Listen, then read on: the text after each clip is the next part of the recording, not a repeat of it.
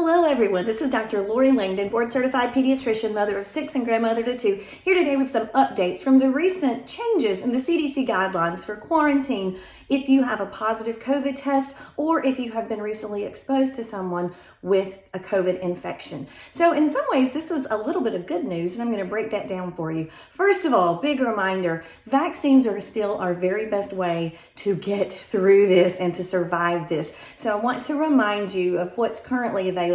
For 5 to 11, Pfizer is available, a messenger RNA that's dosed with the second dose 3 weeks following the first. The 5 to 11-year-olds do have a different dosing. 12 and up, same dosing as adults.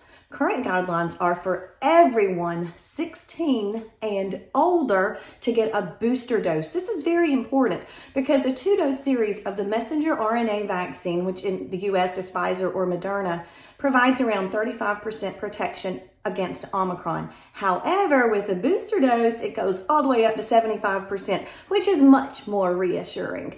So, down to what I wanted to really talk about, and that's the change in the guidelines. So if you tested positive for COVID-19, you now only have to strictly isolate yourself for 5 days if you've had no fever for 24 hours and your symptoms are completely resolved or nearly resolved. But then the next 5 days, you have to strictly mask, okay? Now, what about if you were exposed? This changed a little bit too, and it's really depending on whether or not you're fully vaccinated, including the booster. So if it has been more than 6 months since your second dose of the messenger RNA series, or more than 2 months after your J&J vaccine, and you haven't had a booster, if you are exposed to someone with a COVID-19 infection, and remember, a true exposure is greater than 15 minutes, no masks, within 6 feet of one another, then you are to quarantine for the first 5 days and strictly mask for the additional 5 days.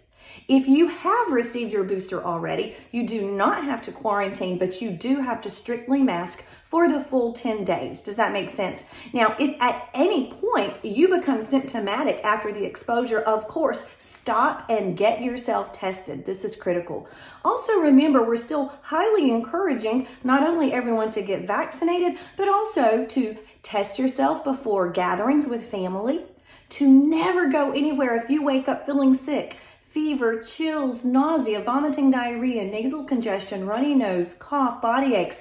Any of those things should tell you get tested and do not be around other people until you've proven this is not COVID-19. And honestly, if you had all those symptoms, I don't want to be around you anyway. It could be flu, it could be RSV, the common cold, the stomach bug. We've been seeing a lot of all of these things this year. So really, please keep yourself at home and don't spread any of those germs. That would be helpful. Also, if you're in a large gathering indoors, it does make sense to wear a mask, I promise. I know we are all weary of this pandemic and we have pandemic fatigue, but remember, you're doing these measures to protect your neighbors and your community. So it's really important. I hope this cleared up a little bit these new guidelines from the CDC about the quarantine recommendations following infection and following exposure. Thanks. Hope that helped.